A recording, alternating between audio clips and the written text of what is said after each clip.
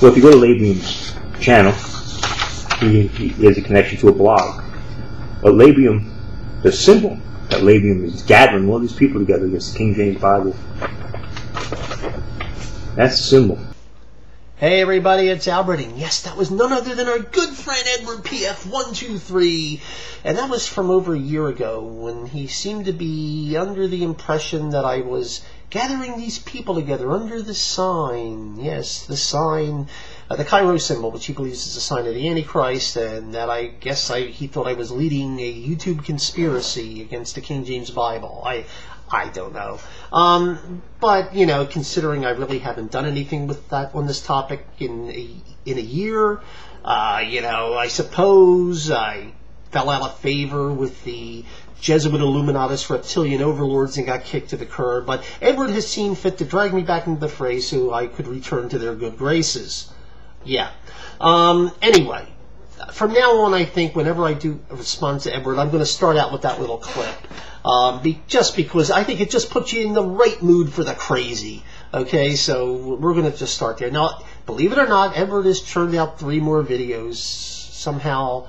You know, and at least one of I thought certain ones probably were definitely responses to me, so I chose to look at the one that wasn't a response to me just because I'm kind of getting tired of it. But sure enough, even that one, it somehow ends up dragging me into it. It was a video titled King James Onlyism Before Ruckman and Ripplinger. I believe that was it.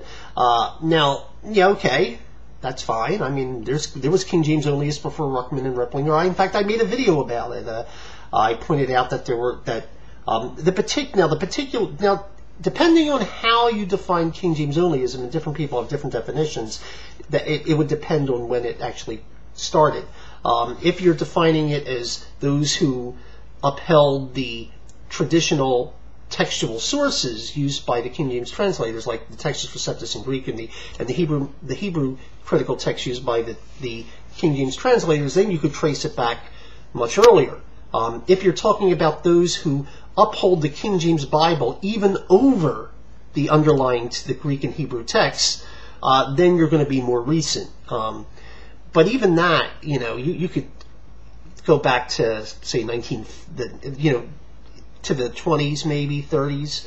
You know, I think it's somewhere around there somewhere in the late 20s, early 30s. You have Wilkinson, the Seventh-day Adventist guy, comes up with basically the newer versions had changed certain verses that were commonly used by Seventh-day Adventists to defend their doctrines, and it sort of undermined that. So the particular Seventh-day Adventists wrote a book defending the King James Bible, and basically, you know, and sort of looked upon it as a conspiracy theory against Seventh-day Adventism. And I think that's probably where you get the that sort of strain, the conspiracy theory strain of King James Onlyism from, as opposed to the other one you might call a Textus Receptus / Hebrew text strain. And from there, I think it's James Jasper Ray or something like that wrote a book that was basically plagiarized Wilkinson's part, you know, took out the parts about the Seventh-day Adventists, and then Fuller after him, and then you get Ruckman and all the others. But that whole conspiracy theory strain certainly goes back to at least 1930.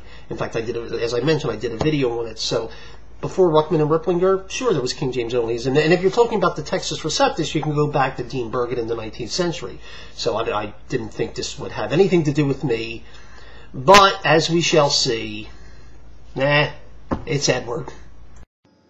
Good afternoon. One of the myths that are put forth by the anti-King James fanatics, such as Labium 312 and others, is the lie that King James Onlyism started with Peter Ruckman.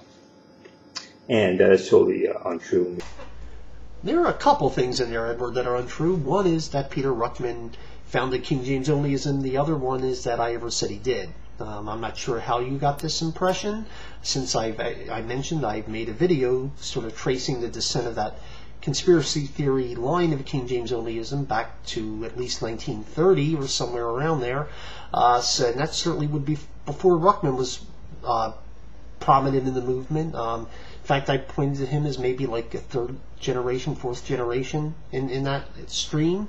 Now, certainly, a lot of things that are currently claimed within that stream originated with him, but that doesn't mean King James onlyism originated with him, just certain claims. So I've never said that, Edward. And once more, you seem to have this problem with telling the truth. You somehow have concluded this, and I don't know if you're being dishonest, or in this particular case, or just being delusional. I mean, it really doesn't matter at this point. I realize now that you just see things the way you want to see them, and what the rest of us might see isn't really that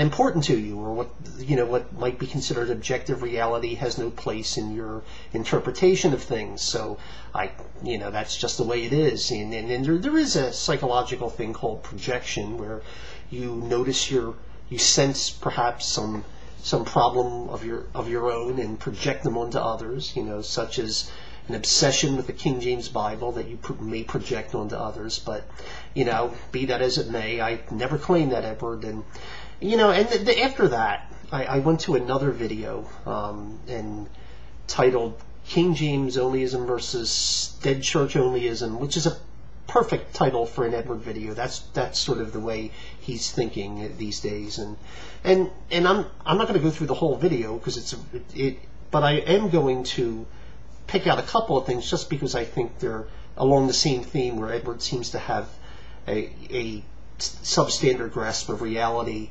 to say the least. And I'm just going to point them out. And particularly, I was interested in his responses to me asking him, basically, why are you lying, Edward? So I wanted to get that end of it. And now there are other things he says about the text, and I may address them later. But I just wanted to focus in on a couple of things where I'm just not sure where he's coming from here. So let's take a look at something he said, for example, in responding to my saying, hey, look, I'm not attacking the King James Bible. I haven't even, I attack King James onlyism, but I haven't even discussed that in a year. So what gives, Edward? Why are you not telling the truth here? And I want you to kind of hear what he had to say. And the fact that I was pointing out that the videos, at least I saw, that were popping up constantly on my sidebar there, where some video is attacking the King James Bible, calling into question on something, and that's excuse me, that seemed to be the focal point of his ministry. Speaking of projection, Edward, the word for today is algorithm. You see, Edward, those videos that keep appearing in the sidebar, those are determined by a computer algorithm. They watch the videos you've been watching. They keep track of the keywords of those videos. They search for other videos that share one or more of those keywords, and they place them in your sidebar. Sometimes the process goes a little goofy, like at one point I was watching a series of videos in the last few weeks looking for things about the history of the American Revolution, and I was getting videos about the Super Bowl because they all contained the word patriots. Those things happen. But in this case, the most likely reason you're getting, if the only videos of mine that are showing up are ones about the King James Bible, the reason is because you're watching nothing but videos about the King James Bible. If you were watching videos about the other subjects I deal with, those ones would have appeared. In fact, I've done a couple of videos because I happen to own 2 purebred Maine Coon cats, and I did a couple of videos with my cats. And if you had been watching videos about Maine Coon cats, you would have decided the focal point of my ministry was oversized felines. But that's not true either. It's the reason if you're getting nothing but videos of mine about King James onlyism, the reason is because you're watching nothing but videos about King James onlyism. So the obsession is at your end, Edward, not at mine. As I pointed out, I did a whole bunch of videos about King James onlyism a year and a half ago. Haven't felt the need to do anything since. Said what I had to say. Was done with the subject. But somehow you've dragged me back into it. Why? I don't know. But again, the problem's not at my end. It's at yours. Now, as for this claim, you keep saying it, that I'm attacking the King James Bible. I would suggest you watch some of those videos because, in fact, I defend in a number of them the reading of the King James Bible, even when other critics of King James onlyism are attacking them. For example, I defended the reading of Pascha as Easter in Acts. I defended that. Now, I pointed out that the crazy theory King James only has come up with is absolutely nuts, and that they undermine the King James Bible by claiming that was what it was about, because their theory is ridiculous. But I pointed out that the theory itself, the reading itself rather, is correct for the 17th century when it was created. There was nothing wrong with that particular reading, and I gave an explanation as to why.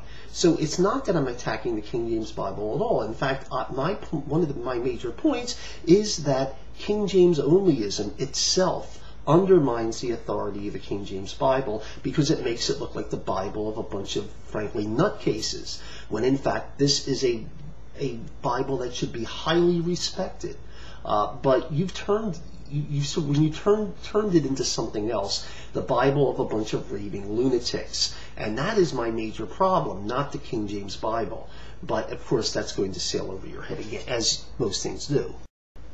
Now, there's lots of things in this video, and I will deal with those in the future, but right now I want to fast forward, since we're on this topic in this particular video of the general honesty of what he's been saying in this series of responses to me or whatever, and whether he's being forthright, whether he's misrepresenting things, and now he brings in another article that he hasn't discussed prior, so I want you to see this and get the opportunity for you to take a look at it yourself. But I want you to listen to what Edward says about this particular article. Again, let me look also about Labium 312. See, what Albert does is he wants to make definitions, and you're supposed to accept them. Now, his definition of a labium, he wants to go back to where it was, what he considers a pre-Constantine element, where it was considered a Christian symbol. But no one cares about the labium before Constantine. And the issue of Constantine and labium coming together was the issue of the state church. So what Albert wants to do is basically, let me get back here. Here's the definition of a labium, about the labium. I'm looking at his website here, all Christian or historical all the time. Remember, evangelicals reject the idea of aren't concerned about historical Christianity. We're concerned about what the scripture said. And that's right off the bat. We're starting from a different approach. He says here that the labium, it harkens back to the time when faith was guarded and novelties disdained. It reminds us of the early persecuted Christians who used the symbol and others as a sign of hope. Well, the labium became famous when the church joined up with Constantine. And in Revelation, we have the Church of Pergamos, which was uniting with the world, and this is what that symbol has come to mean: are uniting with the world, and the historical churches uniting with the world, compromising with the world, and that's what the labium comes to mean. Not the pre-Constantine labium, but the post-Constantine labium. Listening to Edward right there, you would probably get the impression that I had totally ignored the whole connection to Constantine with the Cairo symbol, that I just completely ignored it, that I was downplaying it. According to him, I was redefining it and giving it this new definition. In fact, if you listen to what he just read as a definition, supposedly my definition, it's not a definition. It doesn't define anything. In fact, what it is a couple of sentences taken out of context from the last paragraph of the article, completely out of context. There's one sentence there that mentions its use in the pre-Constantinian period. There's also a sentence or two earlier that mentions its use in the pre-Constantinian period. Then there's paragraph upon paragraph discussing its use in the Constantinian period. But he ignored all of that and said, look, I'm redefining it by ignoring everything about Constantine. In fact, what I'm going to do, and I ask you to humor me here, is I'm going to read you the article. And then you tell me whether you think Edward is being truthful or not. Here's what I actually said. If you look in the sidebar to the right, you will see one of the most prominent symbols of the early undivided church, the labyrinth. Actually, right now, it's not in the sidebar. It will be shortly. I'm redoing the site, so it's not there at the moment. I'm going to place it back in after I'm finished. It is found both, going back to the article, it is found both in the manuscripts and art of early Christians and became intertwined with the Church of the Roman Empire after the conversion of Constantine. Since the origin of the symbol may not be familiar to many Christians, even though most are familiar with the symbol itself, a brief explanation will be given. Originally, the word labarum referred to the imperial standard carried before the Roman emperor in time of war. Constantine, then fighting rivals for the throne, reportedly received a vision telling him to conquer under the cross of Christ. He adopted for his army a sign that had sometimes been used by early Christians, the Greek letter chi, which looks like an X, upon the Greek letter rho, which looks like a P. The symbol was in common use to denote key passages in manuscripts as a shorthand for the Greek word Christos, and meaning auspicious. It actually means good, but it was used in that symbol was used in that time period to mean something auspicious. The similarity of Christos and Christos, plus the resemblance of chi to a cross, made the symbol a natural method for Christians to reinterpret a commonly used symbol to express their faith in Christ, as, by the way, they did with other symbols such as fish or the man holding the lamb, which they interpreted as the Good Shepherd, etc. The actual true events behind Constantine's vision have long been a subject of debate. That Constantine made use of this sign is beyond all doubt. The sign was affixed to the imperial battle standard. Constantine vanquished his foes. Christianity evolved from a persecuted minority to the established religion, and the adopted symbol became the emblem of the Christian empire. Over time, the word labarum was associated less with the imperial standard than with the symbol itself, and it is to this usage that this blog takes its name. The use of the labarum no more endorses every action of Constantine than using the Book of Common Prayer does likewise for Henry VIII. And frankly, I could say that the King James Bible does for King James. The labarum as a symbol looks to Christ and is a reminder that we have an historic faith, one occurring in time but with an eye always looking to eternity. It harkens back to a time when the faith was guarded in novelties to stay. That's the pre-Constantinian period. It reminds us of the early persecuted Christians who used this symbol and others as a sign of hope. It recalls the period when the church first emerged from the oppression and drew the boundaries against heresy. That would be the Constantinian period. Most importantly, its use as a military standard, which would be post-Constantinian, is a sign to us that we are engaged in warfare, albeit a spiritual one against principalities and powers, and must remain vigilant until the end of the age. Well, there you have it. There you have it. Obviously, that article was not redefining it. I mentioned the Constantinian connection much more than I mentioned the pre-Constantinian connection. But somehow, you see, Edward in his little conspiracy theory world sees everything and decides that whatever anyone does who may oppose King James onlyism is, one, opposing the King James Bible, and two, being evil. And thus must, it doesn't matter if you lie. And at this point, I'm not even sure if Edward even realizes it's a lie. At some point, I think he starts believing his own propaganda. And this is one of the problems with conspiracy theorists, is they can't see out of the little boxed world they've created. And one of the reasons I oppose conspiracy theories so much. And there you have it. Honestly, can Edward tell the truth? Is he capable? Or is he just, honesty impaired? Thank you very much for your time.